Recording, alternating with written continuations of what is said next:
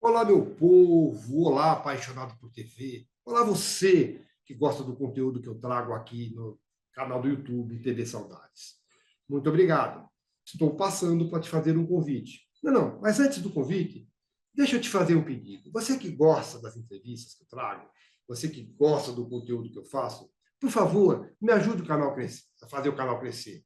É muito importante para mim e que meu canal cresça para trazer sempre conteúdos melhores para vocês. Então, você que gosta, por favor, vai lá, comente, compartilhe, divulgue, se inscreva, dê like. Like é importante, gente. Eu preciso de like. Ative o sininho, pirim, pirim, pirim, pirim, que assim que novo conteúdo entrar, o pirim, pirim, pirim vai te avisar que tem novo conteúdo. Então, muito obrigado. O convite é o seguinte: você que gosta do meu trabalho, você que gosta do TV Saudades, me acompanhe nas outras plataformas que eu tenho. No site www.tvsaudades.com.br, no Instagram, @TV Saudades Oficial, no TikTok, @TV Saudades Oficial, e no Facebook, TV Saudades. Cada um deles faz um trabalho diferente, sempre lembrando a memória da televisão brasileira. Agora eu te convido para assistir a nossa próxima entrevista. Por que que ainda? Eu acho que o teatro infantil é a salvação para o teatro do futuro, que é quem forma novos públicos. Sem dúvida. Desculpa. Por que que o teatro infantil ainda é visto com um certo ranço pela crítica? Primeiro, eu acho que praticamente não existe mais crítica, né? Sim, Muitos casos, é muito rara a crítica. Mas eu entendo essa tua pergunta. Quer dizer, as pessoas olham como se fosse uma coisa menor, uma coisa menos importante, né? E sim. não é. O próprio público é o Extremamente. crítico hoje, né? Enfim. É. Eu acho extremamente importante teatro infantil. E é uma coisa curiosa que eu tenho notado de 15 anos para cá, alguma coisa assim, que a qualidade média dos espetáculos infantis é superior à qualidade média dos espetáculos adultos. Tanto em E os pais gostam mais ainda do que os próprios filhos. os pais acompanham, curtem juntos, discutem, conversam, riem, né, choram juntos, tal. Mas a qualidade média dos espetáculos infantis, na minha opinião, é superior à qualidade média dos espetáculos adultos, hoje em dia. Você São está falando mais em termos de puxados. texto, em termos de produção, em termos de tudo? Em termos de tudo, em termos de texto, em termos de produção. As produções de teatro infantil são muito cuidadas, de um modo geral. Claro, você Sim, sempre sim, tem sim, as claro, produções tem mais, tudo, claro. né? Mas, de um modo geral, pô, você vê trabalhos infantis assim com excelentes figurinos, cenografia, trilha musical.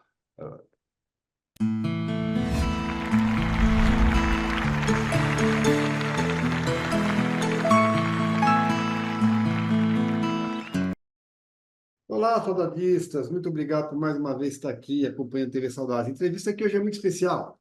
Eu converso com ator, diretor, apresentador, o artista brasileiro Atílio Bari. Atílio, muito obrigado por você ter aceitado o meu convite. Seja muito bem-vindo.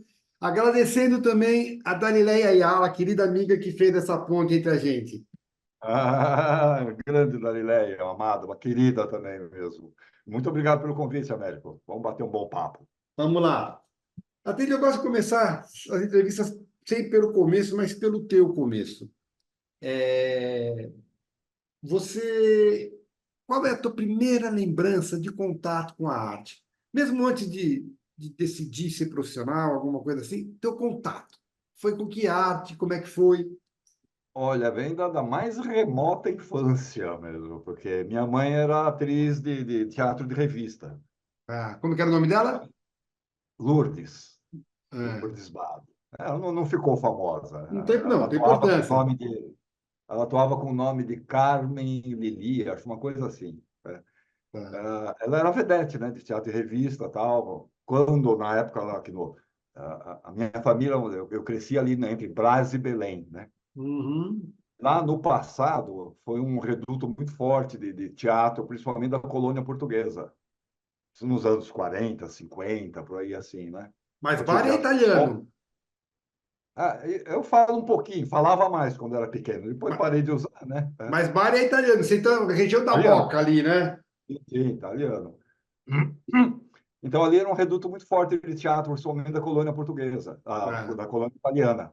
tá. Então, tinha o Teatro Colombo, tinha o Teatro Politeama, tem uma série de teatros ali. Minha mãe atuava principalmente nesse... O Arthur Azevedo, lá na Moca, né? Sim. Chegou a fazer muito parte desse... Ela atuou muitas vezes lá no Arthur Azevedo, né? E sempre em revistas, tal. Numa época que a revista já estava meio decadente, já não era aquele esplendor dos anos 20, anos 30, tal, né? É, Mas ela atuou nisso até, acho que um pouco antes de casar, ou até casar, porque aí a família não queria que, né? A família do tá. meu pai é uma família muito rica. Uhum. Então, se não tivesse acontecido um racha, um trauma na família, eu seria milionário hoje, né? Era Ah, uma família muito rica.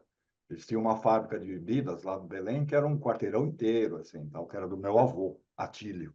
O tá. Atílio. Tá. Você leva o nome do avô. E meu pai sempre foi ligado em arte.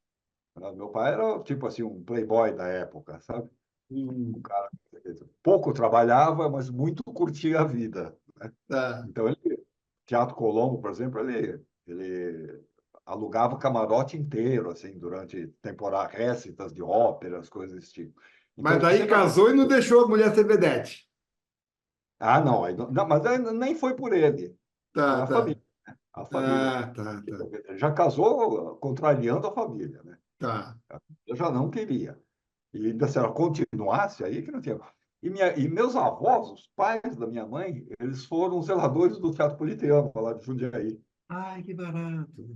E foi onde a minha mãe teve os primeiros contatos também com o teatro, tal, até se tornar vedete, coisa desse tipo. Então vem desde lá, né? Desde que eu era pequeno, meu pai sempre levou muito. Meu pai era cinéfilo, né? Ele assistia, lá no Brás tinha os cinemas, o Roxy, o Universo, o Piratininga, cinemas enormes, né? De 800 lugares, 1.000 lugares. Piratininga tinha 3.000 lugares, né? Imagina ser um cinema com 3.000 lugares. E ele ia 2, 3 vezes por semana ao cinema. E sempre que os filmes eram permitidos, né, que não eram proibidos, ele me levava junto, né? Então eu cresci num ambiente assim. Meu pai tocava violino, né? Então, cresci num Hum. ambiente bem artístico, vamos dizer. Então, mas aí houve um momento que você decidiu que seria o teu caminho. Ah, Bruno, mas aí, antes disso, quer dizer, o que acontece? Na minha juventude, adolescência, juventude, 14 anos, 13 anos, 14, daí para frente, 14 anos eu comecei a trabalhar. Eu era office boy Tá. numa fábrica de borracha lá no Brás. E aí o que acontece?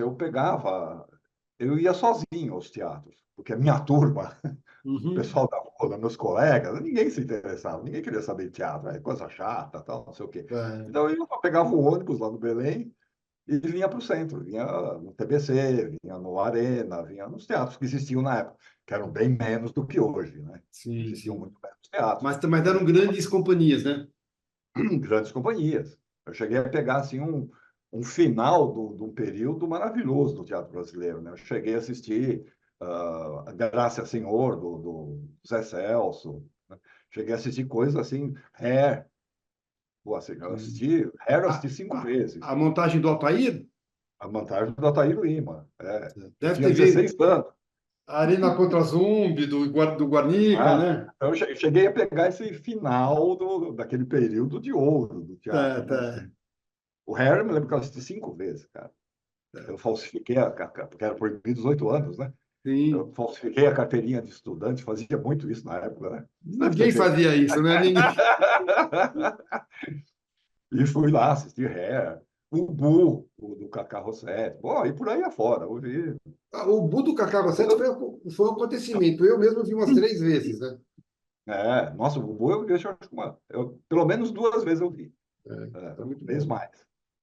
Mas, então, quer dizer, foram grandes produções, né? Grandes trabalhos ali. Eu, às Então, vezes, eu pegava o roteiro do Estadão, eu é, corria, assim, eu tinha visto tudo. Eram muito menos teatros do que hoje, né? sim, sim. Uns 25, 30 teatros, sei lá. E fora que eram 9 sessões, dava tempo de se programar, né? É, é. Agora, até aí você está me falando ainda como consumidor, jovem Sim, como consumidor, consumidor. consumidor. É. Mas houve um momento que tomou a decisão, vou ser profissional. Que momento foi esse? Não sei se você tem essa noção. E aí, qual foi a tua trajetória? O que você foi Tem alguns estudar? passos, tem alguns passos nessa história, por exemplo. minha primeira experiência assim com trabalho artístico, vamos dizer, foi na rádio. Tinha uma Tá. rádio aqui, em São Paulo, chamava Rádio Apolo, não existe mais, era 1370 kHz, AM, né? Rádio AM, Hum, que era ali na Praça Oswaldo Cruz. E eu trabalhava na fábrica de borracha, que eu te falei, né? Que trabalhava lá, eu entrei como office boy, cheguei assistente administrativo, só coisa assim. E eu sempre me liguei. Meu pai consertava rádios em casa. E tá. depois que a família se arruinou, perdeu a fábrica, tudo isso, ele foi trabalhar na Philips. E, e ele sempre foi ligado em eletrônica, desde jovem e tal, né? Então, a gente tinha uma oficina, assim, no fundo de casa, ele consertava rádios lá, né? Tinha uma plaquinha na porta, conserta-se rádios, e as pessoas É, consertavam. Então, é outro universo que eu mergulhei muito. Eu ficava lá horas com ele, ouvindo as rádios, sabe? Brincando com ele, quem é esse cantor, quem é aquele, que música é essa, tal, não sei o quê. é.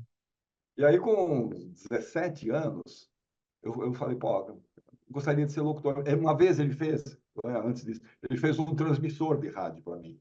Tá. Ele Ai, que construiu um bacana. transmissorzinho de rádio. Então, eu transmitia para a vizinhança, sabe? Pegava, assim, 500 metros né, de Sim, entorno sim. de casa, né? Então, a gente marcava o horário, olha, assim, amanhã, 5 da tarde, 6 da tarde, isso aqui eu vou transmitir. Aí a molecada da vizinhança ficava ouvindo, né? Imagino que para você era uma coisa muito séria. Porra, só, né? Eu me sentia um locutor, né? E deve ter dado uma boa base também, né, Aí Atilio? fiquei brincando com aquilo um tempo, tal, não sei o quê, até que chegou uma hora e falei, eu quero ser locutor de verdade, né? Aí fui Hum, fazer um teste na Rádio Apolo.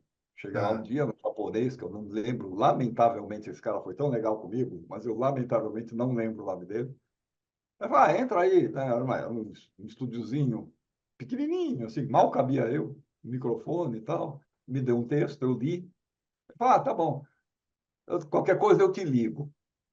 Ixi, qualquer coisa eu te ligo, né? Essa história é velha, né? Mas no dia seguinte ele me ligou. Ele me ligou e falou: olha, tem um horário aqui, vagou um horário na rádio e tal, não sei o quê. Se você quiser, você pode vir. Ele não sabia que eu era menor de idade. Tá. Também não falei, né? Ninguém Tá, tá. perguntou, também não falei, né? Era das 10 da noite às 2 da manhã. E eu entrava na fábrica de borracha às 7 da manhã. Ah, Mas então, eu puxa topei. vida. Aí eu Claro. topei. Vou fazer. Comecei. No dia seguinte eu comecei. Aí dava. Aquele período na radiotransmissão do teu pai fez você se apaixonar? Você gostou? Fez, fez. Nossa, adorei. Tá. Adorei. Foi isso que me levou a buscar uma rádio. Então, teu começo foi pela rádio. Mas eu quero saber de você outra coisa. Consumidor de cinema, consumidor de teatro, e você nasceu, foi adolescente na época da explosão da televisão. Você também Sim, era público de TV? muito, muito. Assistia, Dramaturgia, ou assistia de tudo? assistia de tudo. Eu via de tudo. Até tem uma coisa curiosa, que numa época a gente morava com a minha avó, quando começaram a aparecer os filmes dublados. Ah, E até então os filmes vinham com legenda. Quando sim, começaram a sim. surgir os filmes dublados, minha avó, ela ouvia todas as radionovelas da Rádio São Paulo. O dia inteiro ficava na Rádio São Paulo. Ela ligava às 8 da manhã, desligava à noite. Ela ouvia todas as novelas. Não sei como é que ela não bagunçava a cabeça uma com a outra, né? E aí, quando apareceram os primeiros filmes dublados, a gente ficava assistindo os filmes com ela, ela ficava falando, esse aí é o Ezio Ramos, esse aí é a Arlete Ah, Montenegro, esse aí é do fulano de tal. Ela conhecia todas as vozes dos vo- dubladores que eram do rádio, né? você é dublador também? Eu dublei uma época, mas não me considero dublador. Dublei um período, assim. Aí eu quero falar, esse jovem encantado com televisão, teatro, cinema, ele tinha ídolos? Você tinha ídolos, artistas que eram referenciais para você? Tinha alguns existem, estão aí até hoje, né? Lima Duarte, por exemplo, foi um cara que sempre chamou minha atenção. Quando eu vi o Ah, Lima Duarte nas novelas lá da TV Tupi, aqueles negócios todos, nossa, eu ficava vidrado, eu achava um máximo o Lima Duarte. Arlete Montenegro era uma ídola minha. Achava ela linda, Querida Arlete. ela linda, né? Uma voz maravilhosa, né? Aquela coisa. Então tinha os ídolos, sim. E muitos ídolos dos filmes americanos também, né? Sim, Pat Masterson, né? E por aí afora. mas eu te perguntei essa coisa de ídolo, porque depois você começou no rádio, aí você foi para a dramaturgia. Me conta um pouco dessa fase, mas eu quero saber de você o seguinte: você trabalhou com algum ídolo seu de infância? Não, Nunca trabalhou? não, nunca tive a chance. Mas O certa. mais próximo que eu cheguei, que não era propriamente um dos meus ídolos, mas eu É, admirava o Paulo Goulart, né? sim, sim. Eu ia fazer uma peça dirigida por ele. Não, eu não contracenava com ele, mas ele dirigia a peça. Mas É certamente, uma coisa que eu certamente gostava. você entrevistou muitos dos seus ídolos. Há muitos, muitos. Então, a gente vai falar. Então, mas aí com essa transição do rádio para o teatro, quando é que aconteceu? E bem mais tarde. Porque esse É, negócio do rádio não durou muito, durou 2 anos, vamos dizer. tá. Porque aí meu pai morreu, meu pai faleceu, eu sou filho único, ficamos só eu e minha mãe. E aí eu tive que dar um rumo mais sério, vamos dizer assim, na vida. Uhum, é, Minha mãe começou a trabalhar, voltou a trabalhar, né? Já tinha voltado um pouco antes, mas teve que voltar a trabalhar, eu tive que me dedicar a isso. Aí fui fazer faculdade de administração de empresas, eu sou administrador de empresas. tá. E aí comecei a trabalhar nessa área corporativa, né? Aí fui trabalhar na Transbrasil, fui trabalhar na VASP. Eu trabalhei muito em empresas de aviação, trabalhei quase 20 anos em empresas de Tá. aviação. Aí eu me formei em administração, depois fiz um curso de análise de sistemas, então fui programador e analista de sistemas de computação.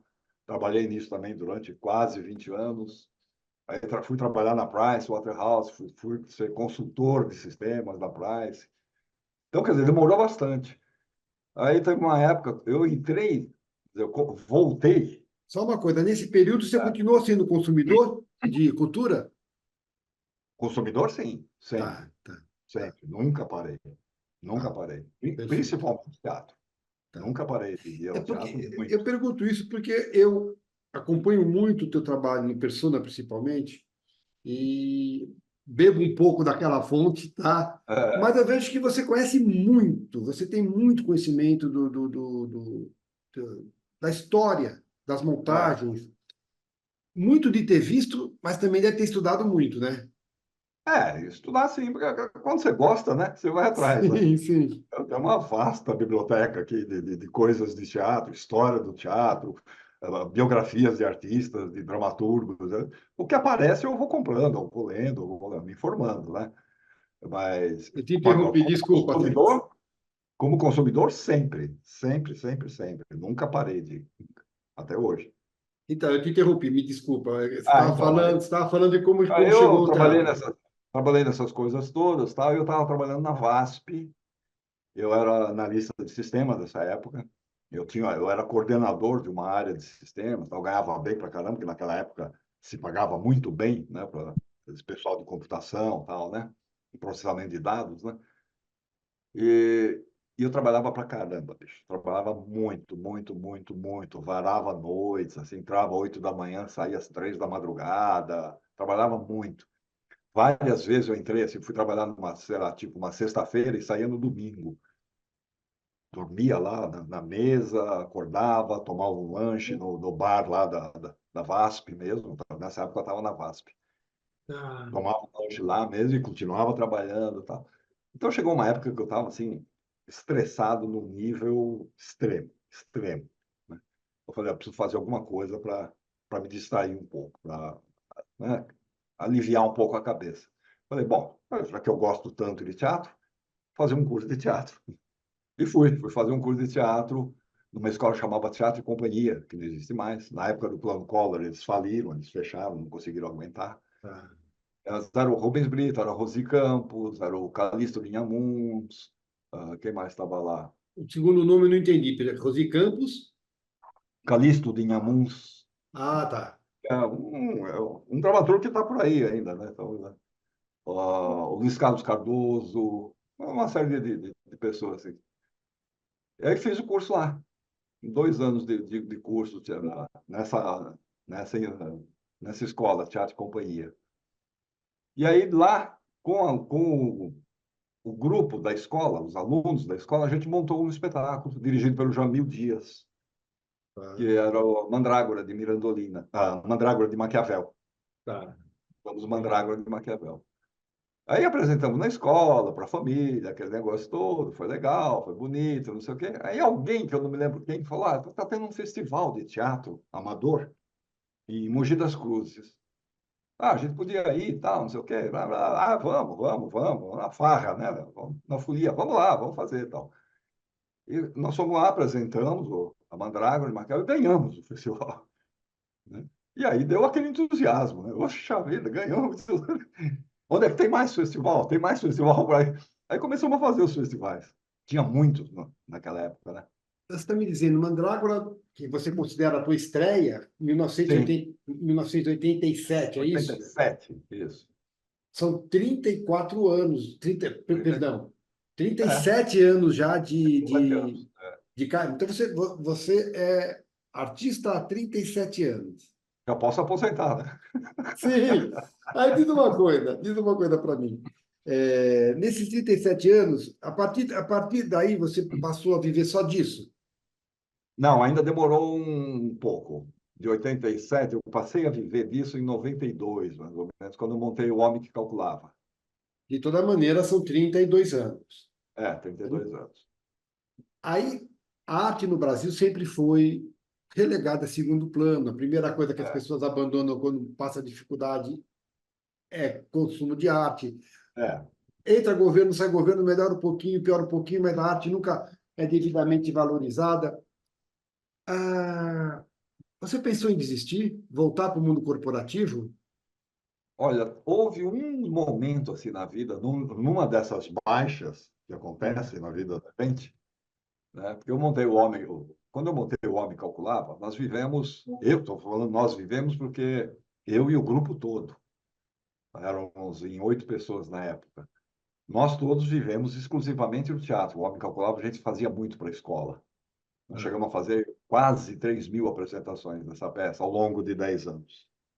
Então, essa peça sustentou todo mundo e fez com que todo mundo fosse um de cada vez saindo dos seus empregos. Todo mundo trabalhava, todo mundo, um era contador, outro era matemático, outro era não sei o quê, eu era analista de sistema.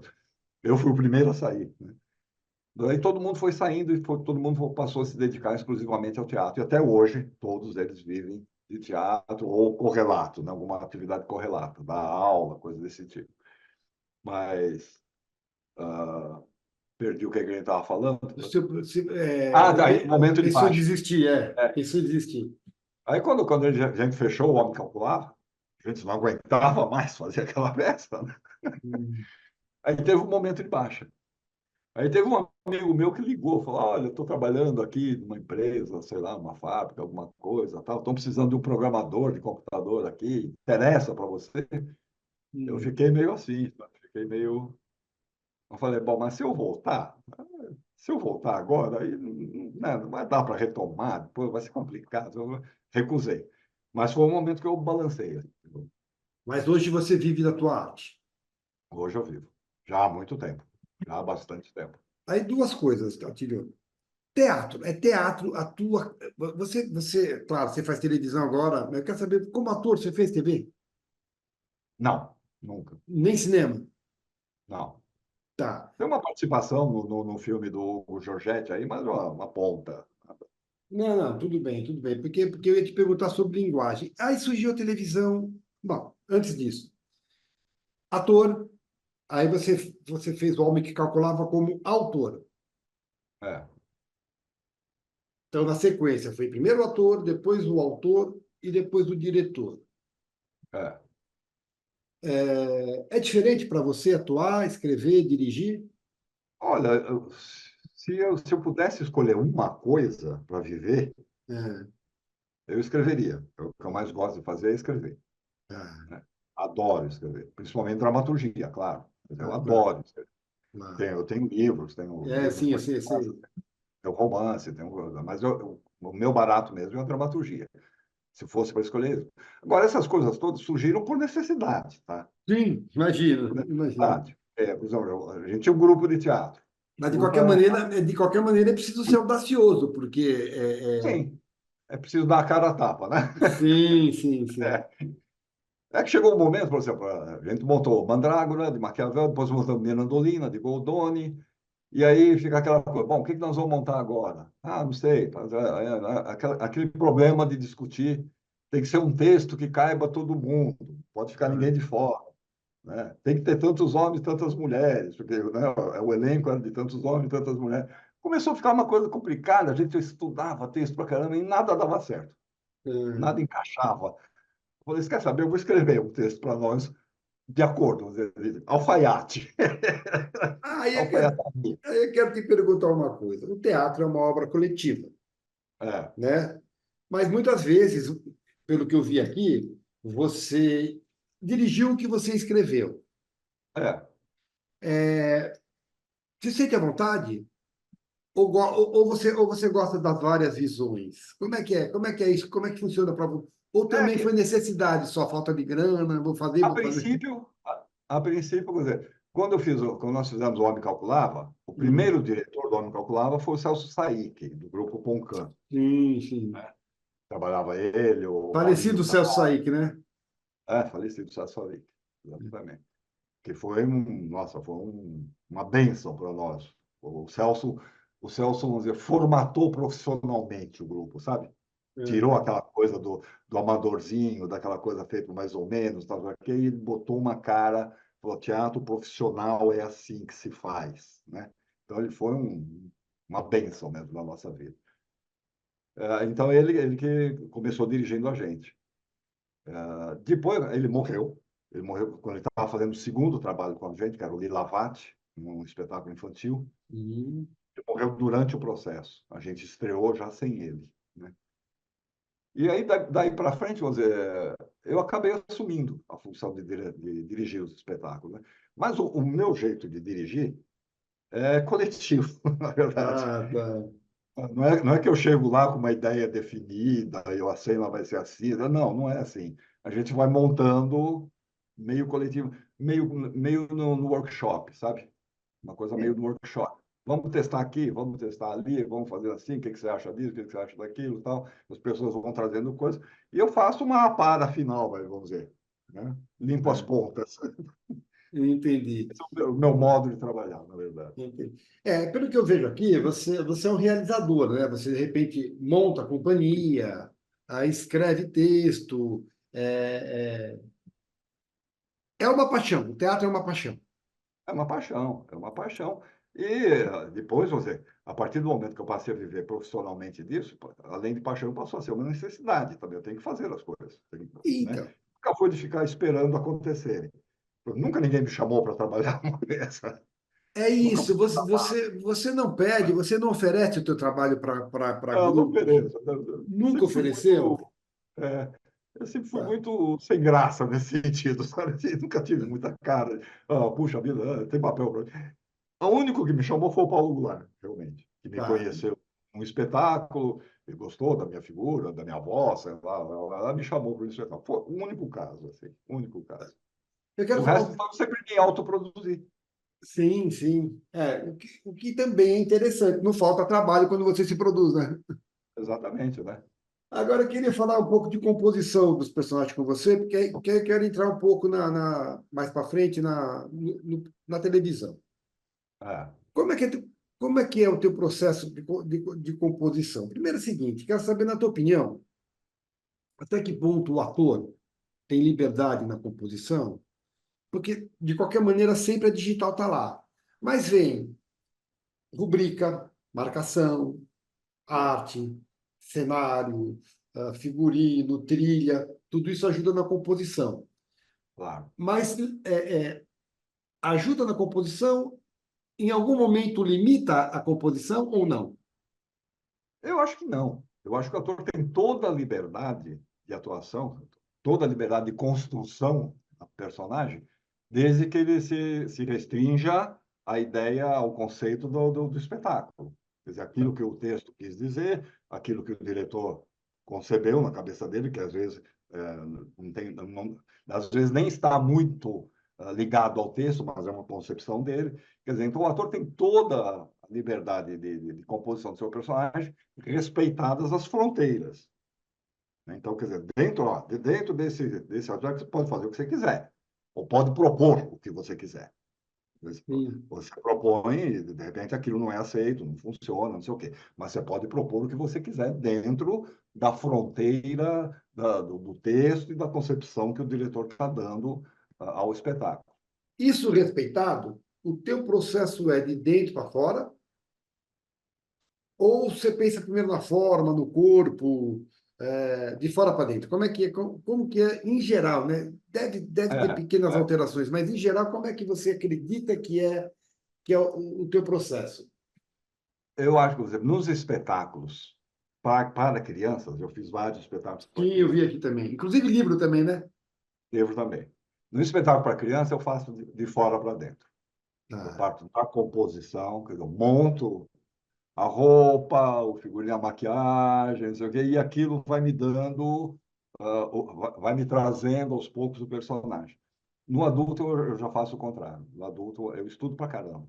Eu estudo tá. muito, eu pesquiso, eu leio, eu vou atrás, eu converso, eu falo. Para o adulto, se o personagem tem um contexto histórico, eu vou atrás desse contexto histórico, eu quero mergulhar nessa coisa. Ah. No infantil já não, no infantil eu passo de fora para dentro. O público infantil, ele é mais, como se diz, qual é a palavra? O infantil não é Exigente, é mais exigente. porra, não, e é mais, como se diz, autêntico, espontâneo. Ele jamais, se ele não gostar do espetáculo, ele jamais vai fazer o que a gente faz. Aplaudir. Cumprimenta o autor na saída e falar, olha, muito bem, parabéns, tal, não sei o quê. Ele jamais faria isso em Lá público na, infantil. lá na frente tem um bate-bola, mas essa pergunta de bate-bola vai ter que fazer agora. Por que que ainda? Eu acho que o teatro infantil é a salvação para o teatro do futuro, que é quem forma novos públicos. Sem dúvida. Desculpa. Por que que o teatro infantil ainda é visto com um certo ranço pela crítica? Primeiro, eu acho que praticamente não existe mais crítica, né? Sim, Muitos casos, é muito rara a crítica. Mas eu entendo essa tua pergunta. Quer dizer, as pessoas olham como se fosse uma coisa menor, uma coisa menos importante, né? E sim. não é. O próprio público é o Extremamente. crítico hoje, né? Enfim. É. Eu acho extremamente importante teatro infantil. E é uma coisa curiosa que eu tenho notado de 15 anos para cá, alguma coisa assim, que a qualidade média dos espetáculos infantis é superior à qualidade média dos espetáculos adultos. Tanto em E os pais gostam mais ainda do que os próprios filhos. os próprios filhos. Os pais acompanham, curtem juntos, discutem, conversam, riem, né, choram juntos, tal. Mas a qualidade média dos espetáculos infantis, na minha opinião, é superior à qualidade média dos espetáculos adultos, hoje em dia. Você está São falando mais em termos de cuidados, texto, em termos de produção, em termos de tudo? em termos de tudo, em termos de texto, em Ah, termos de produção. As produções de teatro infantil são muito cuidadas, de um modo geral. Claro, você sim, sempre sim, tem sim, as claro, produções tem mais, tudo, claro. né? Mas, de um modo geral, pô, você vê trabalhos infantis assim com excelentes figurinos, cenografia, trilha musical. Eu acho que você... Agora, o teatro infantil é isso que você falou, é formador, né, cara? É Sim, eu acho que é o formador. caminho É. para Aliás, teatro do há uns tempos futuro. atrás, há uns 10 anos atrás, quando havia na Secretaria de Cultura do Estado, né, os editais tal para produção de teatro, sei lá o quê, o teatro infantil e o teatro adulto eram o mesmo edital, produção teatral, era o mesmo edital. Portanto, a mesma verba. Eu batalhei lá dentro com a Cláudia Costini. Falei, Cláudia, não pode. O cara que vai julgar teatro adulto, na maioria das vezes, ele não tem conhecimento do teatro infantil. Ele não assiste, ele não vê, ele não acompanha. Então, você tem que ter um edital separado para teatro. Aí começou a ter um edital específico para teatro infantil, Ah, que é outro universo, é outra coisa, outra linguagem, outro tudo. agora diz uma coisa para As mim. pessoas. A gente tá falando de composição. A pergunta que eu quero te fazer é a seguinte: ainda como ator, você se permite habitar o personagem? Você fala o personagem ou a personagem? Fala os dois, fala os dois. Às Você vezes se, falou, às vezes falou A. você se permite habitar o personagem ou permite que ele habite em você? Eu permito que ele habite em mim. Eu acho que o controle, a, habitar, se eu estou entendendo o que você está perguntando, Sim, o sim. controle é meu. O Você controle é vai meu. para ele ou você traz ele para você? O controle é meu. Tá. Tá? Eu não, eu quero que, vamos dizer, ele se aproprie do meu corpo, da minha expressão, do meu gesto, da minha voz, durante aquele espaço da representação. Né? Tem ator que Mas, leva para casa o personagem, não sei o quê. Eu não levo. Terminou a peça, acabou para então, mim. mas assim, como é que essa convivência, ela só existe naquele ambiente? Ele não Só. você não tem, o personagem não te dá toque, por exemplo, você vê alguma coisa, alguém fazendo, Ah, sim, sim, claro. mas isso é É, uma maneira de conviver com o personagem, não é? sem dúvida. Tudo que você, todos os papéis que você faz, ele te acrescenta alguma coisa. Sim, Ele sim. te traz coisas, né? Ele te ensina, ele te dá toques, ele conversa com você. Agora, Mesmo depois que acabou a peça, que você não faz mais. Eu até hoje tenho coisas do Homem Calculava, bom, inclusive a careca. é, A careca veio do Homem Calculava. Eu agora, saí que falava, gostaria que o Califa, que eu fazia na peça, gostaria que ele fosse. Seria legal, né? Ele nem falou gostaria. Seria legal se ele fosse careca. Eu falei, nossa, seria legal mesmo se ele fosse careca. Ah, não teve dúvida, raspei a careca e nunca mais. você tem cabelo aqui? Você tem? Você tem cabelo aqui? Tem. Mas eu nunca mais deixei de crescer o cabelo. Agora diz Então, quer uma dizer, coisa. todo personagem te acrescenta coisa que você leva pro resto da vida. Sim, sim. Agora diz uma coisa. O autor. O autor não convive com um personagem, convive com, no mínimo, claro, se tem Vários. vários. Essa convivência é diferente para o Ah, autor? é diferente. É diferente porque o autor é o seguinte, ali você tem toda a liberdade, você está criando absolutamente tudo, né? É. Quando você vai atuar, você tem um texto que já foi escrito, né? Você tem um diretor que diz, olha, eu quero uma coisa mais ou menos assim, mais ou menos assado, te dá os limites, dá as fronteiras, tal, né? Te dá orientação. O autor não, o autor está criando tudo. Ele está criando a ambientação, ele está criando a personalidade daquele cara, a ambientação, a época, tudo. Está criando tudo. Então, a tua liberdade é completa. Agora, o que acontece é que o personagem muitas vezes te domina, né? Sim. Ele acaba te levando para outro canto, né? Você imaginava uma coisa, mas é como se ele falasse, não, por aí eu não quero ir, eu quero ir para cá, né? E às E, vezes é uma briga, às vezes, entre o autor e o personagem. e o diretor? É outra convivência ainda com os personagens? São três convivências diferentes? São três convivências diferentes. São três convivências diferentes. Porque o diretor, vamos dizer, o que acontece, ele tem que ter uma visão geral, Sim, né? A montagem do espetáculo sim. todo, ele tem que ter uma visão geral. Eu, enquanto autor, eu tenho uma visão livre, completamente livre. Posso ir para onde eu quiser. O diretor, É, ele já começa a ter certos limites. Ele tem um texto, né?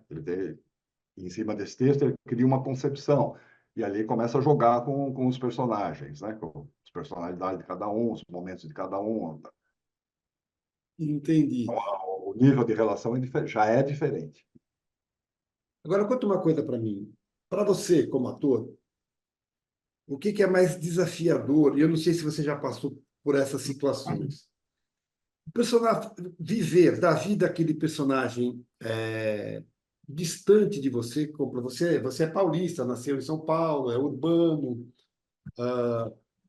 viver um sertanejo de 1700, sei lá, ou É. então de outro país, ou fazer aquele personagem tão próximo que de repente cutuca as tuas próprias feridas. O que você acha que é o desafio maior?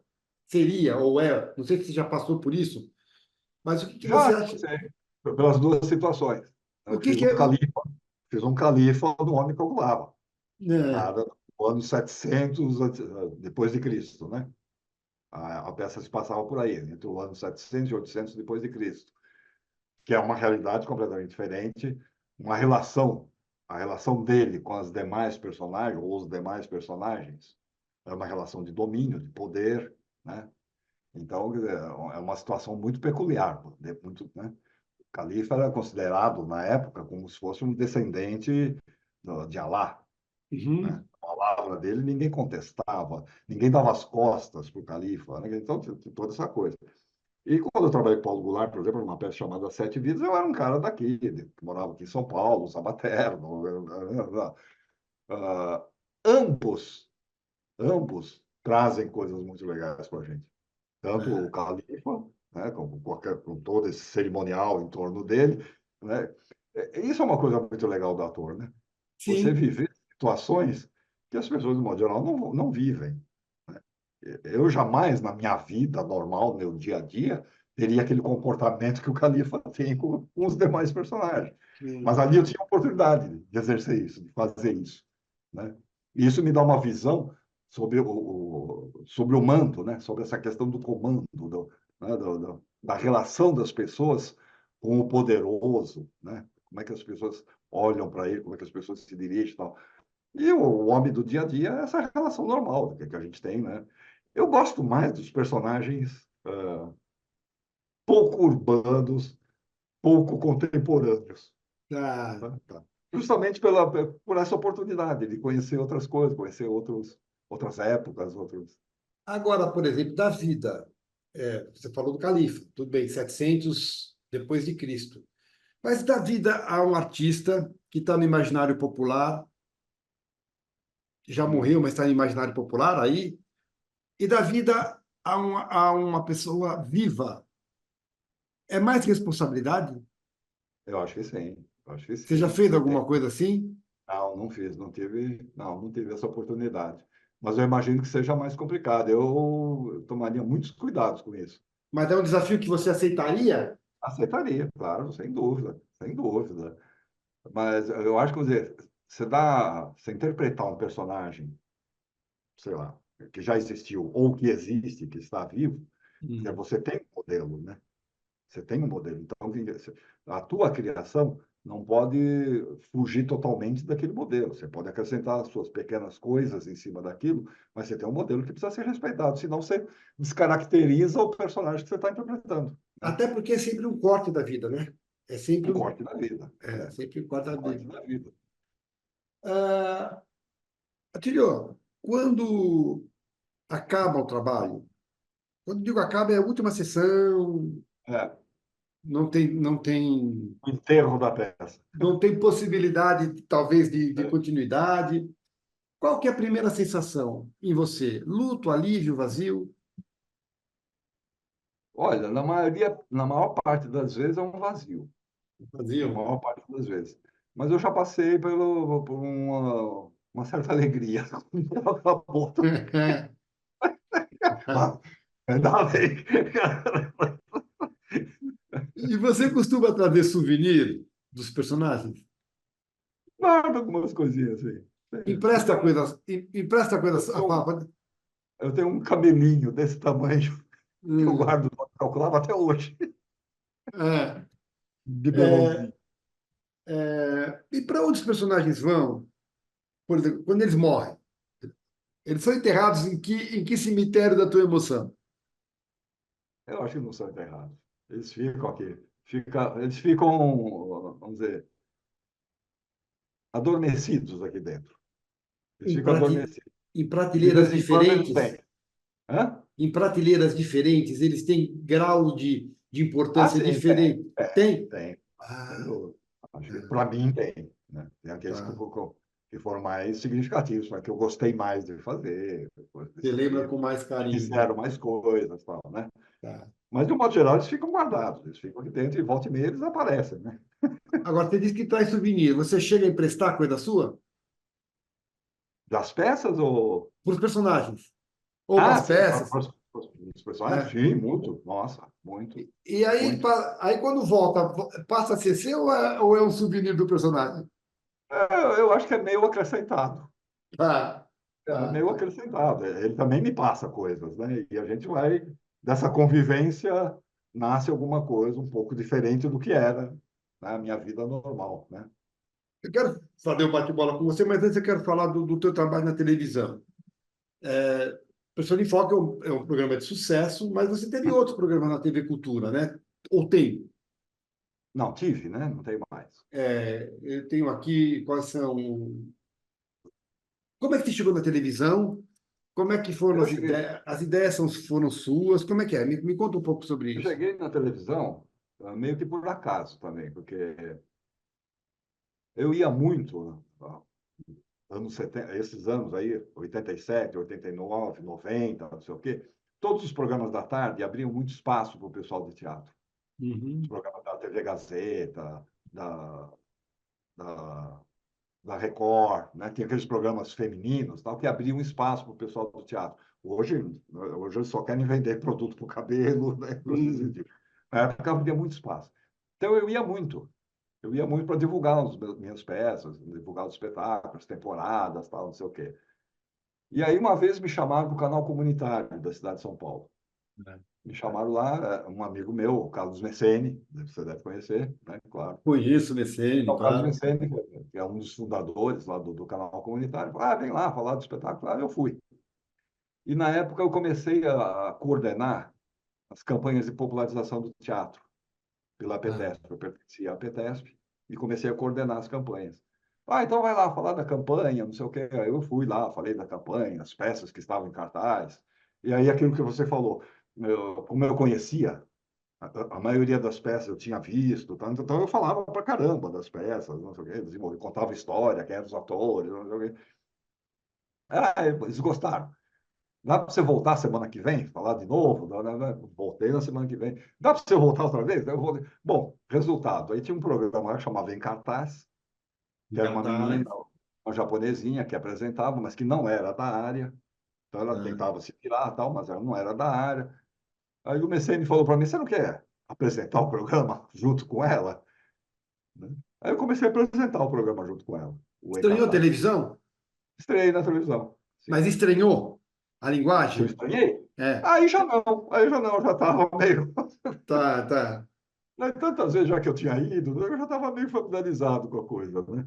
Estranhei o esquema de produção, essas coisas, né? Eu tive que aprender isso, né? Mesmo assim, você foi produtor do Entrada Franca. Sim, aí já alguns anos depois.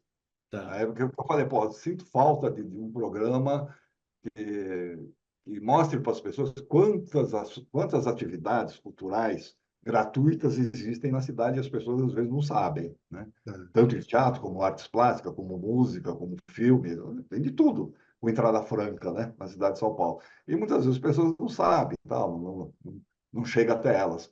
Aí criei esse programa que durou, acho que uns 3 anos, 4 anos, alguma coisa assim. E aí veio o Persona. Bem depois. Mas Antes o do Persona, Persona, antes do Persona. eu trabalhei na TV Cultura em duas ocasiões, né? Ah, Eu trabalhei em 2004, 2008, 2009, mais ou menos, por aí. Aí, porque a TV estatal tem esse problema, né? Quando muda o governo, às vezes muda tudo, né? Aí, no 2015 foi o Persona. 2015. 2015, pessoal, então. É, Mas antes disso, eu trabalhei em 2004, 2008, 2009, mais ou menos. Eu trabalhei lá também fazendo outras coisas.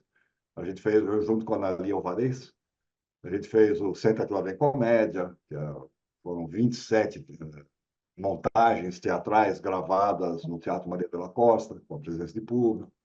Fizemos uma série chamada Direções. Aí eu criei um programa infantil chamado Agendinha. Aí Uhum. depois eu saí, me mandaram embora. Tá. O governo me mandaram embora. Aí eu voltei agora em 2014, eu voltei para lá faz 10 anos. E aí é que surge o Persona. Ideia sua? Minha e da Anali. E aí, como é que é? Apareceu, vou te contar. Hum. A gente foi para lá para fazer teledramaturgia, Sim. que é o. Vamos fazer teledramaturgia, né? Como Aquelas a coisas gente que a fez cultura fazia muito bem, né? Tinha muito. grandes Pois é, trabalhos.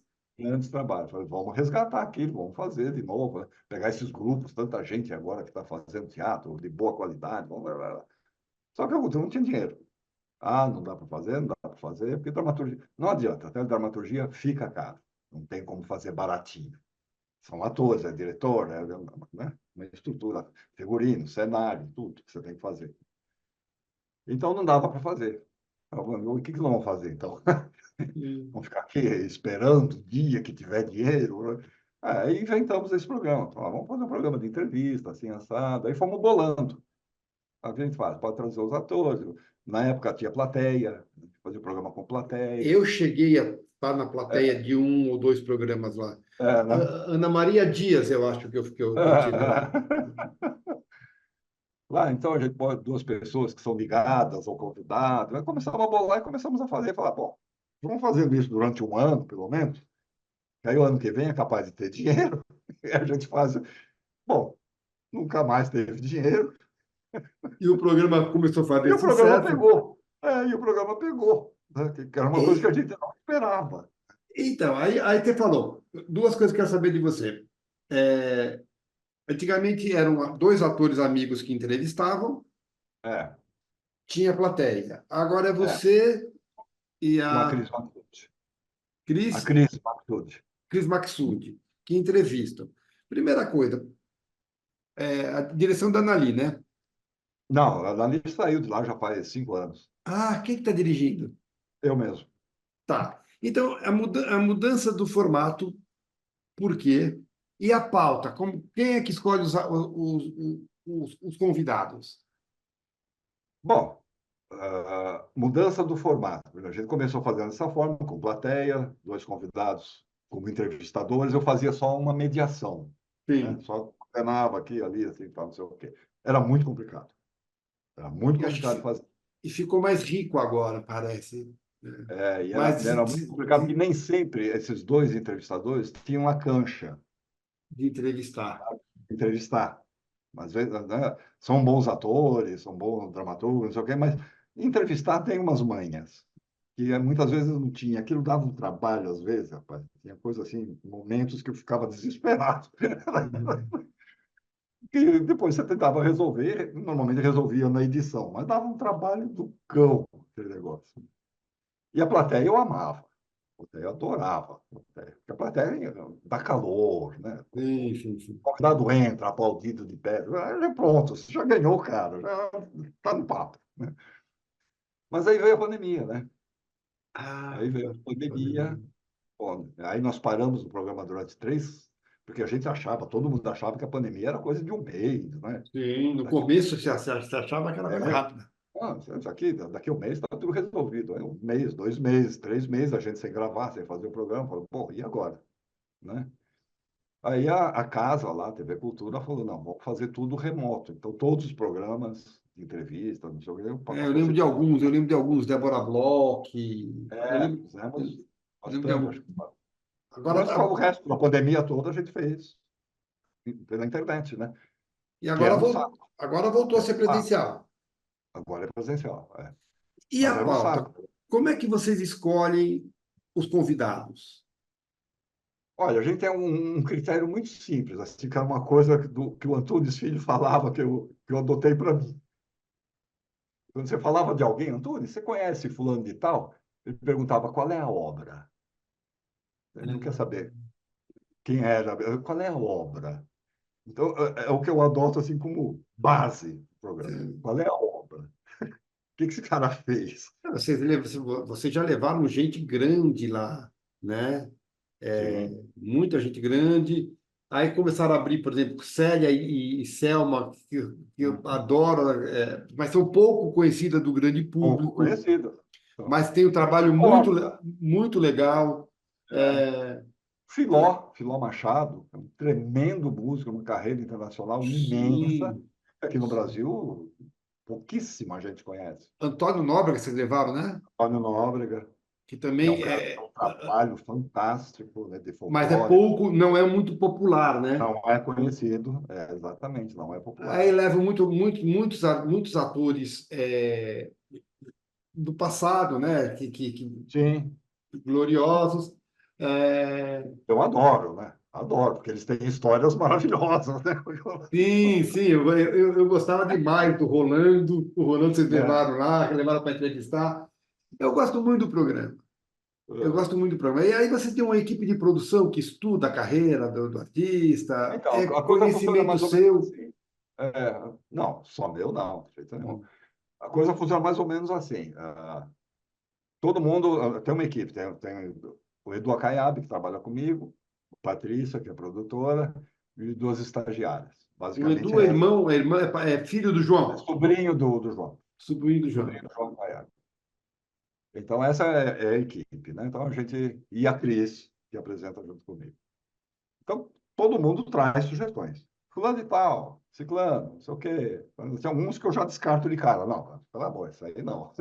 Por que que você descarta? O que que te leva a descartar? Porque não tem história. tem. Não adianta um carinha que está estourando agora. Tá bom, e daí? O que que ele vai contar? Ele vai falar uma hora desse sucesso dele? Não, né? Posso te dar uma sugestão? É, Não sei se você já pensou, se já convidou ou não. Eu sinto falta, acho que tem muita história, e foi meu primeiro ídolo. Me apaixonei é. por TV, veio do Moacir Franco. Você não sabe quantas vezes eu já tentei trazer o Monster Frank. E ele não vai por quê? Acho que umas 6 vezes eu Ele já. participou uma vez com a Carmen Verônica, se não me engano, dando depoimento. É um depoimento. Não, ele dá, toda vez que a gente pede um depoimento para ele, ele manda, ele é super gracinha. Não é que ele seja. Né? Mas você liga para ele, ele fala: não, não, se você me chamar para cantar, eu vou. Mas Eu dá entrevista. tentei, sabe que eu tentei trazer ele aqui também e ele não quis. Ele falou assim para mim: estou tão cansado da minha vida, cara. Exato, exatamente o que ele fala para mim. Mas eu Mas, não quero falar da minha vida. Você me chama para cantar, me chama para atuar, eu vou. Nem cobro, ele falou. mas ele tem ido em podcast. Falar da minha vida eu não quero. Mas ele vai em podcast. Pois é, então. Engraçado. Olha, já umas 5 ou 6 vezes eu já Eu acho que seria fundamental para o programa. peguei até amigos dele, assim, sabe? Falei, fala com ele, fala para o Moacir. Eu tô louco para Insiste, ter ele no vale. programa, insiste com ele, tá fazendo. Aí a pessoa me liga e fala, olha, disse que de jeito nenhum, não quer fazer. Não sei o Na quê. verdade, ele é a história viva da televisão brasileira, né? Nossa Senhora. E o programa, Aí mandou depoimento para a Sally Selma, inclusive. eu vi o da Carmen Verônica, da Sally É, Selma. também. Eu vi o programa, mas não lembro do depoimento dele. Mas, enfim, é Elas só, é, trabalharam. é só um parênteses, porque eu acho que é uma figura importante, Nossa, né? É. eu falo para ele, você é uma lacuna que eu preciso preencher no programa. Não, não, não, não quero. Tá bom, o que eu vou fazer? Atílio, vamos pro bate-bola, rapidinho? Tem outro também que eu quero trazer, Quem? Francisco Cuoco. Esse eu entrevistei. Meu Deus do céu, não consigo. Vamos fazer um bate-bola? O Vamos lá! que você acha, em ordem de escala, que é importante para o artista dar certo? É talento, vocação ou carisma? Ah, vocação. Vocação é mais Vocação, sem dúvida importante? nenhuma. Ah, mais importante. Você tendo vocação, você vai atrás do, vamos chamar assim, de talento. Você se prepara, você estuda, você procura formas de se aprimorar, você lê, você faz o que for preciso para realizar realizar a sua vocação, né? Acho que a vocação é primordial. Carisma tem atores que não têm, né? É. Tem atores Sim, que não têm, e são bons atores. sim, sim. Tem talento, mas não tem carisma. É, Quantas vezes você já morreu na dramaturgia? duas. Fazer a morte faz pensar na finitude? Olha, naquele momento, não. Para mim, naquele momento, não, não fez. Aliás, desculpe, num deles não fez diferença nenhuma, não Não? me disse Tá. nada, mas o outro sim, o outro sim. A morte te assusta? Não, me assusta é sofrer. Tá. Já matou também? Não, Tá. deve ser um barato, eu gostaria. Eu ia perguntar o que era melhor, matar ou morrer. Deve ser um barato, eu gostaria muito. O processo ou o resultado?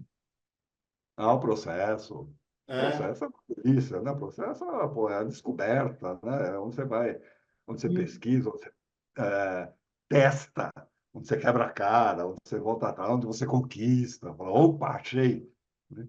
E é Nesse, engraçado esse negócio, muitas vezes você demora meses para achar a maneira correta de dizer uma determinada frase, né? eu pergunto isso porque eu, como autor, sofro muito para escrever, mas adoro o resultado. É, Eu gosto do resultado. não, O processo, para mim, é é, meio doloroso. mas acho que na escrita é diferente, você tem É, razão. Escrita eu é, sofro também, eu é. sofro.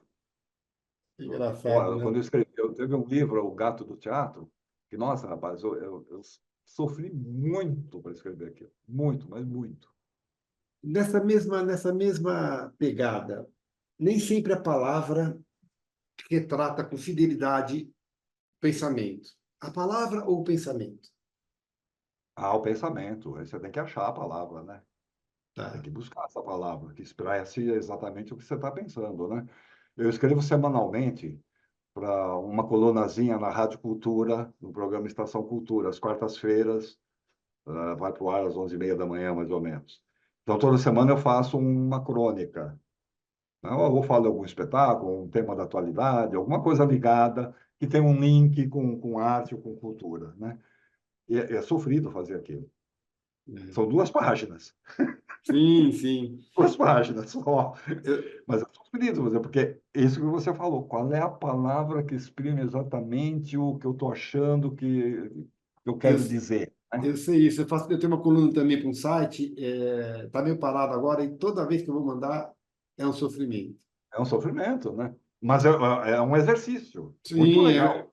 Você é, buscar a palavra que expresse aquilo que você está sentindo. se você treina faz toda semana, ela sai cada semana melhor. Quando você dá uma parada, puta, o Aí sofrimento é pior. é maior É ainda. pior. É. A televisão, ainda que a TV Cultura é uma TV mais local, né? Ela te traz, ela te tira do anonimato, ela te dá popularidade. A pessoa não te deu popularidade?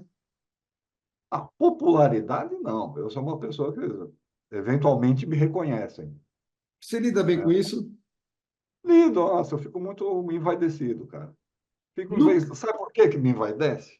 Por Não é, quê? não é- Porque eu acho que pô, a gente faz um programa legal.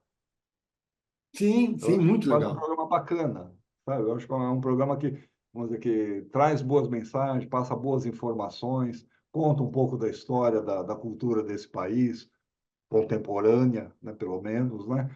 Então, quer dizer, saber que tem gente que se interessa ainda por isso, nesses tempos tão superficiais que a gente está vivendo, isso me deixa muito feliz.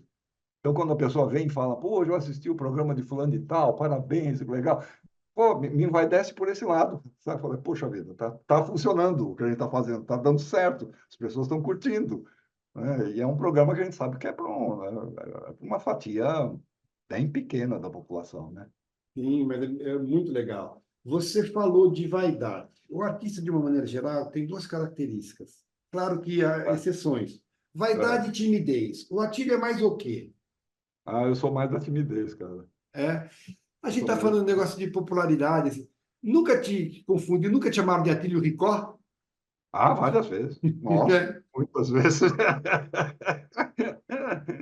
Ainda como ator, Atílio, o Atílio tem alguma. O homem, Que, aliás, Atílio. eu tive a felicidade de conhecer há pouco tempo o Atílio Rico. Eu estava É, trabalhando em Portugal, né? é, E há pouco tempo eu estive pegando depoimento dele para alguém. Eu falei para ele, falei, vocês não sabem quantas vezes já me chamaram de Atílio Rico. Ele deu risada. o Atílio José Bari, o homem, tem restrição para o ator? Alguma coisa que você não faria? Cena, personagem, algum tipo de trabalho, algum tipo de projeto? Por restrição? Por restrição, É. olha, eu não gostaria, espero que nunca precise fazer, nada que, vamos dizer, que melindre qualquer ser humano. Nada que seja preconceituoso, nada que seja homofóbico, nada que essa coisa. Espero nunca precisar fazer. Mas o vilão pode ter tudo isso, né? O vilão pode ter tudo isso, você tem razão. E o Pode vilão ser. não é sedutor? Muitas vezes, né? Por que o Muitas vilão é tão vezes. sedutor? Porque acho que ele traz à tona tudo aquilo que você tem guardado lá no fundo. E todo Hum. mundo tem as suas vilanias, né? Que você controla ou não controla, depende de cada um, né? Tem uns que botam para fora essa vilania toda e tem aqueles que controlam essa vilania, ela fica lá adormecida dentro de você, mas ela existe, né? E o vilão joga isso para fora, né? Então é uma maravilha, é uma delícia você ver no outro aquilo que você reprime em você. Então, Adri, aí você recebe a missão de fazer um vilão sedutor, Não, mas aí homofóbico. tudo bem. Se é um vilão, tudo bem. Tudo Entendi, bem. entendi. Perfeito, né? Agora, tem Superstição. muitas. Por exemplo, hoje em dia ainda tem, eu acho um absurdo, né? Mas ainda tem comédias que brincam com essa coisa, por exemplo, do homossexual, né? Que Uhum. ridiculariza o homossexual, e não é um vilão, é uma comédiazinha. Isso eu abomino, abomino. Você sabe, eu sempre gosto de citar aqui uma entrevista que eu fiz com o Cássio, que o Cássio manifestou uma preocupação que eu não tinha pensado.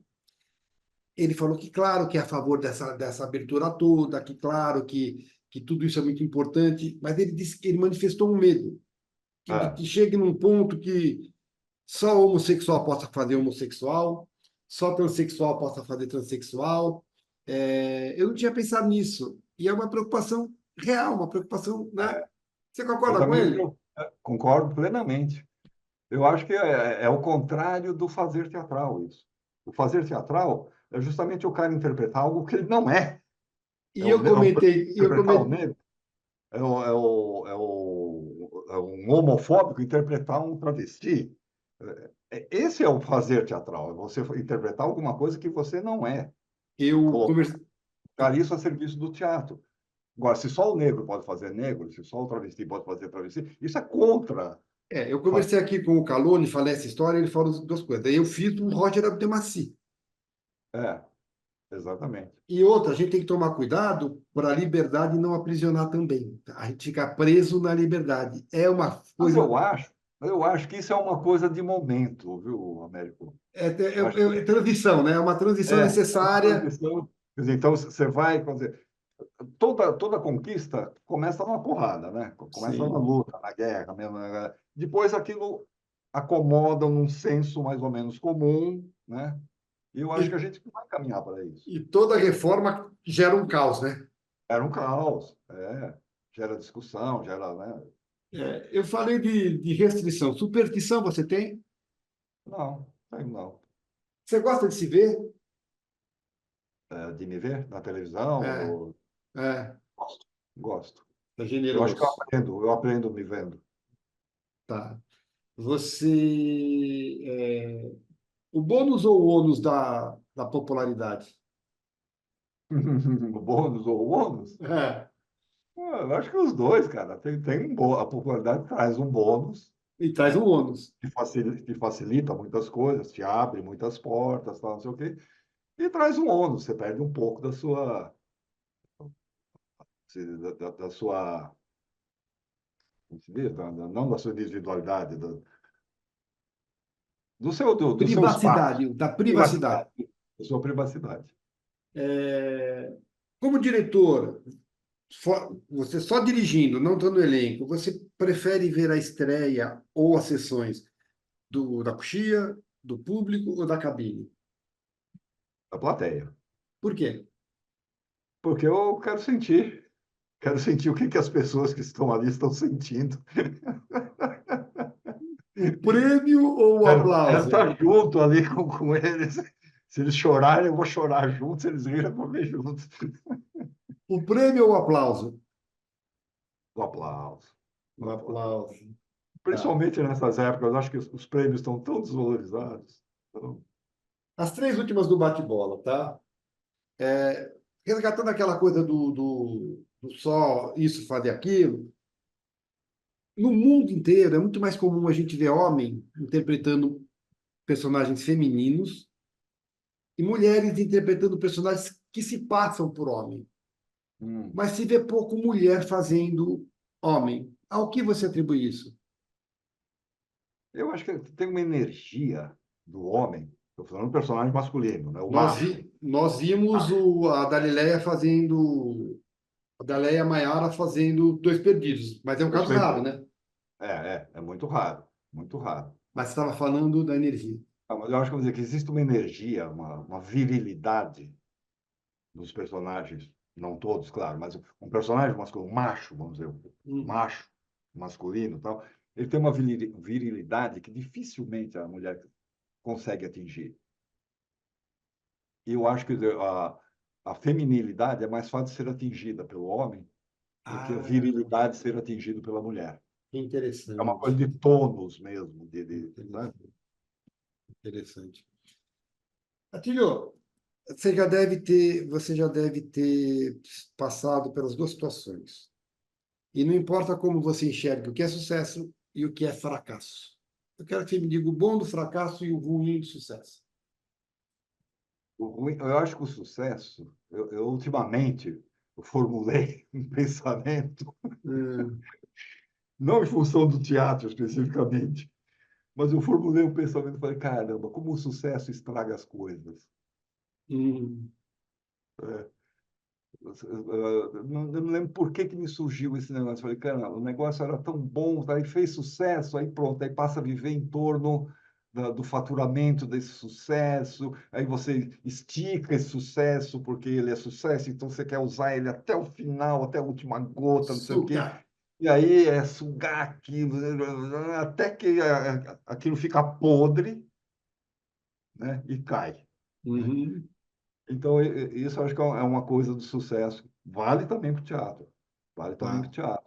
Muitas vezes a peça, você assiste um espetáculo que aí ele é sucesso, então ele se prolonga, aí troca o elenco, aí troca não sei o quê, vai para outro. Aí quando você vai ver de novo, já não é mais aquilo que era no começo, já deteriorou, né? Então, o sucesso muitas vezes estraga o produto, tanto no teatro como no cinema, ou na TV. Na TV, isso é, né? Novelas que Sim. fazem sucesso. O nego estica a novela, no fim fica aquela coisa que você fala, ai, meu Deus.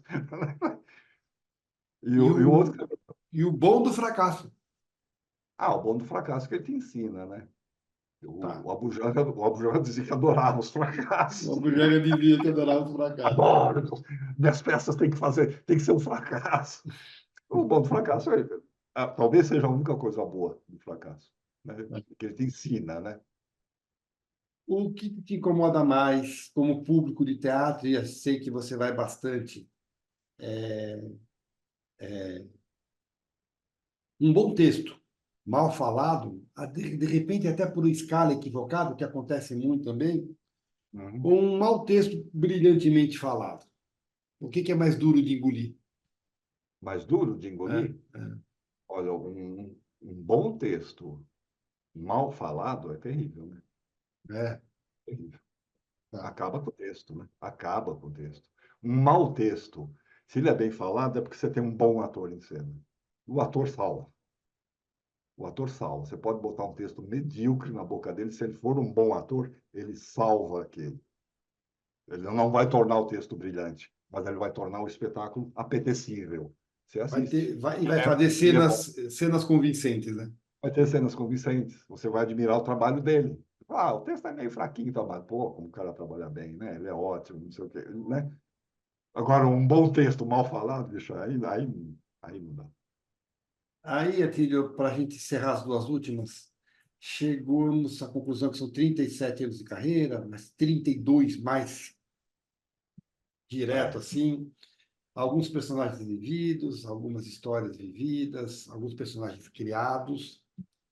Tivesse você continuado lá nas companhias aéreas e não tivesse enveredado por essa loucura que é a nossa área, ainda que você tenha começado já o Homem Feito, mas você teria uma evolução diferente, tivesse tido uma outra trajetória a partir dali? Eu acho que, fundamentalmente, eu não seria tão feliz quanto eu sou. Tá, Fundamentalmente é isso. Quer dizer, talvez eu tivesse ganho mais dinheiro, que eu estava muito bem encaminhado na carreira, eu já tá. ganhava. Quando eu larguei para fazer teatro, eu larguei porque era um momento assim chave, eu precisava largar naquela hora ou então esquecer o teatro, que era um momento que eu ia pegar uma promoção maravilhosa, uma promoção que todo mundo queria na empresa, que Nenhum era para arrependimento, nenhum arrependimento? não, nenhum arrependimento, porque eu acho que eu não seria tão feliz como eu sou. Tá. Não teria conhecido as pessoas maravilhosas que eu conheci durante esses 30 e poucos anos que eu me dediquei ao teatro, que eu venho me dedicando ao teatro, à televisão. Quanta gente maravilhosa, que mundos maravilhosos que eu acabei penetrando, que eu acabei compartilhando com essas pessoas. Não teria passado por nada disso. Eu estaria hoje aposentado, de chinelo, de pijama, em casa, assistindo novela. Olha Tá. que vida desgraçada. Então, o ser artista te fez um homem mais feliz, mais Sem dúvida. pleno, talvez. Mais pleno, exatamente, mais pleno. Eu vou fazer a última pergunta, já te agradecendo a simpatia, a disponibilidade. Muito obrigado de verdade. Espero que você tenha gostado. Eu faço uma entrevista padrão, né? Mas cada uma é É, única, porque as pessoas são únicas, as cabeças são únicas e as exatamente. histórias são únicas. É. Então, eu aprendo muito, te agradeço por ter me ensinado. E você disse que você gosta de se ver. Então, eu peço que você responda essa última pergunta com a generosidade que você gosta de se ver. Quem é Atílio Bari? Outra perguntinha desgraçada essa. Pior que essa, só aquela do Bujanga lá, o que é a vida? Ah, quem é Tiro Barda?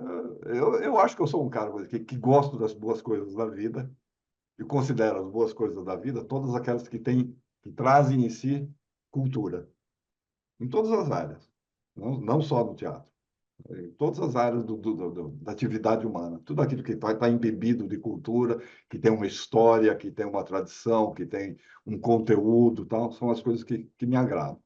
Eu não suporto as superficialidades desses momentos que a gente está vivendo agora, essas coisas, essa descartável, esse mundo descartável, esse mundo, né? Não suporto isso, não gosto disso. Então, eu sou um cara que gosto dessas coisas que me acrescentam, né? Coisas que me fazem ser mais feliz, mais pleno, um pouco mais sábio, que me ensinem alguma coisa, né? Que me complementem dessa maneira. Espero, falo por mim, que esse nosso trabalho aqui tenha te acrescentado algo como acrescentou para mim. Muito obrigado, de verdade, um Sem grande dúvida abraço. nenhuma. E a gente se cruza pelos teatros da vida, né? Se Deus Pois é, quiser. sem dúvida nenhuma. Grande abraço para você, então. Um abração. Tchau, tchau.